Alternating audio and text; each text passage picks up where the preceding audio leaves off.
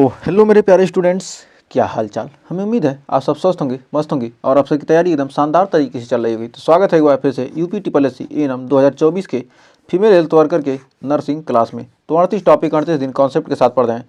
तो आज का हमारा टॉपिक है 35। इसमें 25 क्वेश्चन आज करने वाले हैं। तो सामान्य प्रसव के दौरान देखभाल कॉन्सेप्ट पढ़ेंगे, उसके बाद MCQ क्वेश्चन पढ़ेंगे। तो ज़्यादा से ज़्यादा सेशन को शेयर जरूर कीजिएगा, पसंद आएगा तो, क्योंकि आप लोग सेशन को शेयर तो करते नहीं हैं तो कहने का कोई फ़ायदा नहीं है। तो आप लोग शेयर करते नहीं हैं वो तो पता ही चलता है, लाइक तो करेंगे नहीं, क्योंकि आपको देखने से मतलब है। देख लिए, ख़त्म कहानी।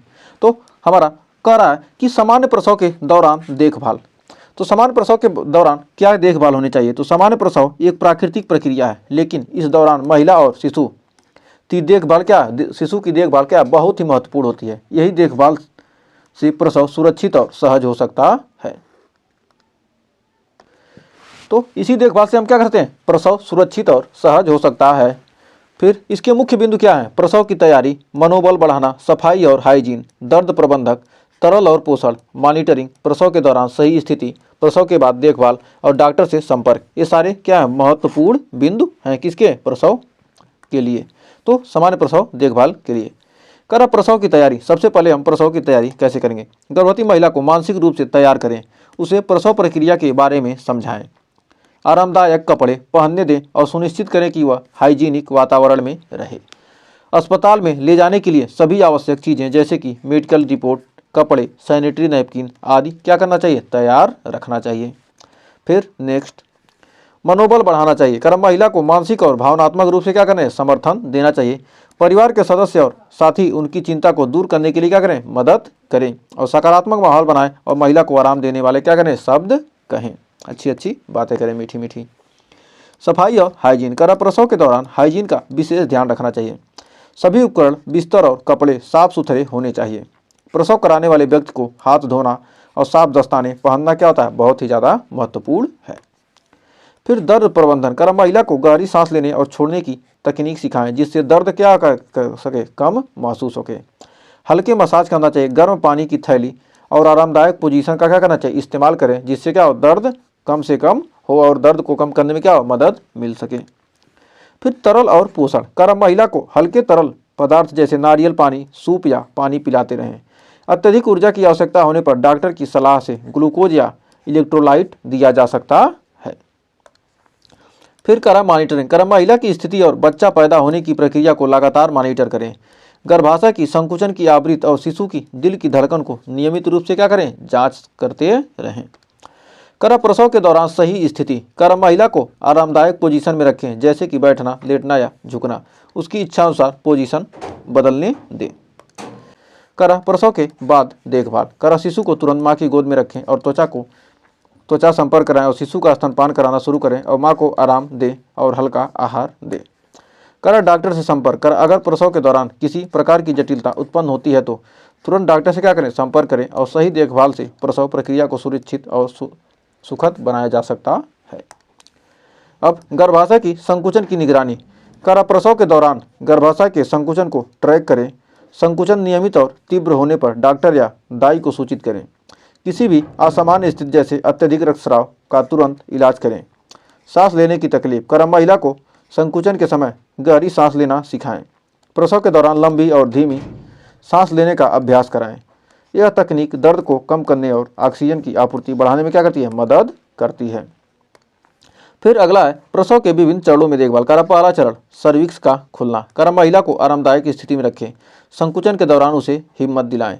शारीरिक रूप से थकावट को कम करने के लिए पर्याप्त आराम दें। दूसरा चरण, शिशु का जन्म। महिला को सही समय पर धक्का लगाने का निर्देश दें। प्रसव के दौरान उसकी पीठ और कमर को सहारा दें। शिशु के सिर और शरीर को बाहर निकालते समय सावधानी बरतें। तीसरा चरण, अपरा या प्लेसेंटा का बाहर आना। अपरा को पूर्ण रूप से बाहर निकालने में क्या करें, मदद करें। यह सुनिश्चित करें कि गर्भाशय में कोई भाग शेष न हो। फिर अगला, माँ के स्वास्थ्य की देखभाल। प्रसव के बाद महिला की थकावट को दूर करने के लिए उसे आराम दें। ब्लीडिंग की निगरानी करें और अगर रक्तस्राव अधिक हो तो तुरंत डॉक्टर से क्या करें, तुरंत उपचार करें। उसका उपचार करें। महिला को हल्का और पौष्टिक आहार दें, जैसे दूध, फल और दालें। फिर नेक्स्ट, कर नवजात शिशु की देखभाल, कर नवजात शिशु की श्वसन प्रणाली को क्या करें, साफ करें और बच्चे को शरीर का तापमान समान रखें, जैसे उसे कपड़े में क्या करें, लपेट कर रखें। जन्म के तुरंत बाद शिशु का वजन और स्वास्थ्य जांच करें और शिशु को तुरंत स्तनपान कराएं, जिससे माँ और बच्चे का क्या हो, बंधन मजबूत हो। फिर अगला है हमारा संक्रमण से बचाव, और संक्रमण से बचाव के लिए प्रसव के दौरान इस्तेमाल किए गए सभी उपकरण को क्या करें, सैनिटाइज करें और महिला को साफ सफाई के नियमों का पालन करना सिखाएं और प्रसव के बाद संक्रमण के लक्षण जैसे बुखार, दर्द, अत्यधिक रक्तस्राव पर नजर रखें। फिर नेक्स्ट कर सामाजिक और पारिवारिक सहयोग, कर परिवार के सदस्य महिला को शारीरिक और मानसिक सहयोग दें और प्रसव के बाद घरेलू कामों में क्या करें, मदद करें, ताकि महिला को क्या हो सके, आराम मिल सके। नेक्स्ट अब बढ़ते हैं इस पर आधारित टॉप 25 MCQ क्वेश्चन करने वाले हैं। तो 25 में से आपके कितने सही क्वेश्चन आप करते हैं, लास्ट में कमेंट में हमें ज़रूर बताइएगा। तो आपने क्या थ्योरी तो पढ़ लिया है, अब तो क्वेश्चन तो लगा ही सकते हैं। तो देखिए क्वेश्चन क्या कर रहा है, सामान्य प्रसव में गर्भाशय का कौन सा भाग सबसे पहले संकुचन प्रक्रिया शुरू करता है। गर्भाशय का ऊपरी हिस्सा, गर्भाशय का निचला हिस्सा, सर्विक्स, प्लेसेंटा। तो हमारा इसका राइट आंसर क्या हो जाएगा, हमारा गर्भाशय का ऊपरी हिस्सा, ऑप्शन नंबर ए। नेक्स्ट कर सर्विक्स के कितने सेंटीमीटर खुलने पर सामान्य प्रसव शुरू होता है। तो सर्विक्स के कितने सेंटीमीटर, 4, 6, 8, 10। तो कितने सेंटीमीटर खुलने के बाद क्या होता है, प्रसव शुरू होता है। तो हमारा क्या हो जाएगा, ऑप्शन नंबर डी, 10 सेंटीमीटर। तो नेक्स्ट कर प्रसव के कौन से चरण में अपरा यानी प्लेसेंटा बाहर निकलती है। तो कौन से चरण में क्या होती है, अपरा प्लेसेंटा बाहर, पहले चरण, दूसरे चरण, तीसरे, चौथे। तो किस चरण में, तो हमारा केस ऑप्शन नंबर सी यानी तीसरे चरण में क्या होता है, प्लेसेंटा या अपरा बाहर निकलती है। चौथा कर प्रसव के दौरान शिशु का सिर सबसे पहले किस अवस्था में प्रवेश करता है। Flexion, extension, engagement, internal rotation. तो हमारा चौथे का राइट आंसर क्या हो जाएगा, एंगेजमेंट। तो हमारा ऑप्शन नंबर हो जाएगा सी। नेक्स्ट तो अगला क्वेश्चन क्या कर रहा है, कह रहा है त्वचा से त्वचा संपर्क शिशु के लिए किस कारण महत्वपूर्ण है। शरीर का तापमान बनाए रखने के लिए, स्तनपान को प्रोत्साहित करने के लिए, माँ शिशु के बंधन को मजबूत करने के लिए, उपरोक्त सभी। तो हमारा इसका राइट आंसर क्या हो जाएगा, तो हमारा हो जाएगा ऑप्शन नंबर डी, उपरोक्त सभी। तो बढ़ते हैं अगले क्वेश्चन की तरफ। तो अगला क्वेश्चन कर रहा है प्रसव के दौरान सांस लेने की कौन सी तकनीक दर्द को कम करने में मदद करती है। तेजी से सांस लेना, गहरी और नियंत्रित सांस लेना, सांस रोकना, केवल नाक से सांस लेना। तो हमारा छठवें का राइट आंसर क्या हो जाएगा, तो गहरी और नियंत्रित, मतलब क्या, गहरी सांस लें और धीरे से आराम से सांस लेने से क्या होता है, दर्द में आराम मिलता है। नेक्स्ट कह रहा है कौन सी स्थिति प्रसव के लिए सबसे आरामदायक मानी जाती है। सीधा लेटना, झुकना, बैठना, महिला की पसंदानुसार सभी। तो हमारा यहाँ पर क्या हो जाएगा, राइट आंसर क्या हो जाएगा, महिला की पसंदानुसार, जिस स्थिति में क्या उसे आराम दिखे उस स्थिति में क्या होना चाहिए, लेटना, झुकना चाहिए। नेक्स्ट कर प्रसव के दौरान पानी में जन्म यानी वाटर बर्थ का मुख्य लाभ क्या है। दर्द कम होना, संक्रमण का खतरा बढ़ना, शिशु के लिए आसान ऑक्सीजन सप्लाई, प्रसव को धीमा करना। तो हमारा आठवें का राइट आंसर क्या होगा, जो प्रसव के दौरान पानी में क्या है, पानी में जन्म यानी वाटर बर्थ का मुख्य लाभ क्या होता है, दर्द का कम होना, यानी आठवें का हो जाएगा ऑप्शन नंबर ए हमारा राइट। तो बढ़ते हैं अगले क्वेश्चन की तरफ। तो कह रहा सामान्य प्रसव में उपयोग किए जाने वाले उपकरण कौन से हैं। फोरसेप्स, वैक्यूम, दोनों। तो इनमें से कोई नहीं। तो हमारा इसका राइट आंसर क्या हो जाएगा, फोरसेप्स और वैक्यूम दोनों। तो हमारा ऑप्शन नंबर हो जाएगा सी। नेक्स्ट तो 10वां क्वेश्चन देखिए क्या कर रहा है, कह रहा प्रसव के दौरान गर्भाशय का मुख्य कार्य क्या होता है। संकुचन और शिशु को बाहर निकालना, प्लेसेंटा को पोषण देना, माँ के शरीर को आराम देना, दर्द को कम करना। तो हमारा 10वें का राइट आंसर क्या हो जाएगा, हमारा इसका हो जाएगा ऑप्शन नंबर ए, संकुचन और शिशु को बाहर निकालना। प्रसव के दौरान क्या है, गर्भाशय का मुख्य कार्य होता है संकुचन और शिशु को क्या करना, बाहर निकालना। तो हमारा क्या हो जाएगा 10वें का राइट आंसर ए। नेक्स्ट कर नवजात शिशु का सामान्य जन्म वजन कितना होता है। जन्म के समय वजन कितना होता है, 2 से 2.5 kg, 2.5 से 4 kg, 4 से 5 किग्रा, 1 से 2 किग्रा। तो हमारा इसका राइट आंसर क्या हो जाएगा 2.5 से 4 kg यानी 2.5 से 4 kg तक। नेक्स्ट कह रहा प्रसव के दौरान अत्यधिक रक्तस्राव का मुख्य कारण क्या हो सकता है। गर्भाशय की मांसपेशियों का कमजोर होना, गर्भाशय में अपराकार रह जाना, संक्रमण, उपरोक्त सभी। तो हमारा 12वें का राइट आंसर क्या हो जाएगा, ये सभी कारण हो सकते हैं। किसी भी कारण से क्या हो सकता है, इन तीनों कारणों से किसी भी कारण से क्या हो सकता है, रक्त स्राव हो सकता है। नेक्स्ट, कर प्रसव के दौरान महिला को कौन सा भोजन दिया जाता है, भारी और तली हुई चीजें, हल्का तरल पदार्थ, ठोस पदार्थ, भोजन वर्जित होता है। तो हमारा 13वें का राइट आंसर क्या होगा, हल्का तरल पदार्थ। तो यानी ऑप्शन नंबर हो जाएगा बी। नेक्स्ट, कह रहा है कि प्रसव के बाद ही दी जाने वाली ब्लीडिंग को क्या कहा जाता है, एमेनोरिया, लोचिया, डिस्मेनोरिया, मेट्रोरेजिया। तो हमारा इसका राइट आंसर हो जाएगा लोचिया। तो प्रसव के बाद दी जाने वाली ब्लीडिंग को क्या कहा जाता है, लोचिया कहा जाता है। तो 14वें का राइट आंसर क्या होगा, लोचिया। नेक्स्ट, तो अगला क्वेश्चन क्या करा, शिशु के पहले टीके का नाम क्या है, polio vaccine, BCG vaccine, hepatitis B vaccine, इनमें से सभी। तो हमारा 15वें का राइट आंसर क्या हो जाएगा, तो शिशु के पहले टीके का नाम क्या है, इन सभी, इनमें से क्या है, सभी, इनमें से सभी क्या है, शिशु के पहले टीके का नाम क्या है, तो इनमें से क्या है, हमें हमारे सभी है। नेक्स्ट, प्रसव के दौरान गर्भाशय का संकुचन किस हार्मोन द्वारा नियंत्रित होता है, प्रोजेस्टेरोन, ऑक्सीटोसिन, एस्ट्रोजन, प्रोलैक्टिन। तो हमारा प्रसव के दौरान गर्भाशय का संकुचन किस हार्मोन के द्वारा होता है, तो हमारा क्या हो जाएगा, ऑक्सीटोसिन। तो हमारा ऑप्शन नंबर हो जाएगा बी।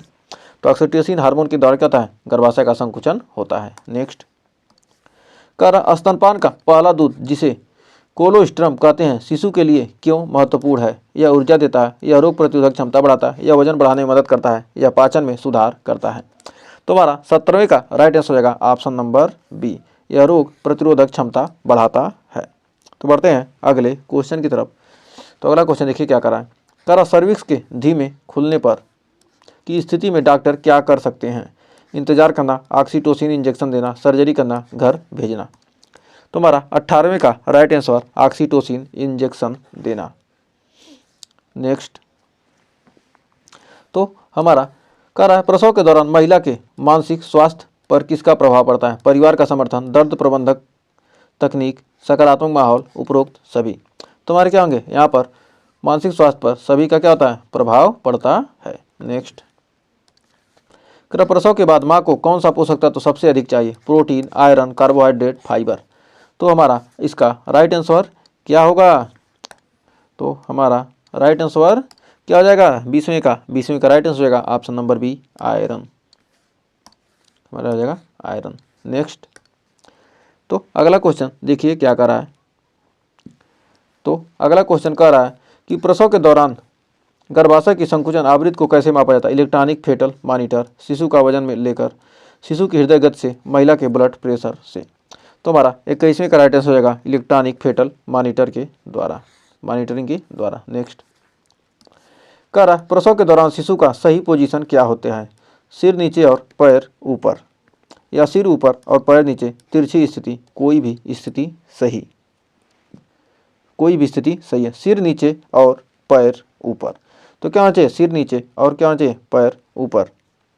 तो हमारा यहाँ पर हो जाएगा ऑप्शन नंबर ए, सिर नीचे और पैर ऊपर। तो बढ़ते हैं अगले क्वेश्चन की तरफ। कह रहा अगर प्रसव के दौरान महिला की हालत बिगड़ती है तो क्या करना चाहिए, उसे आराम करने दें, तुरंत डॉक्टर को बुलाएं, घर ले जाएं, दवाएं दें। तो हमारा इसका राइट आंसर हो जाएगा क्या, हो जाएगा ऑप्शन नंबर बी, तुरंत डॉक्टर को बुलाएं। नेक्स्ट, कह रहा स्तनपान कितने समय तक शिशु के लिए अनिवार्य है, 3 महीने, 6 महीने, 1 साल, 2 साल।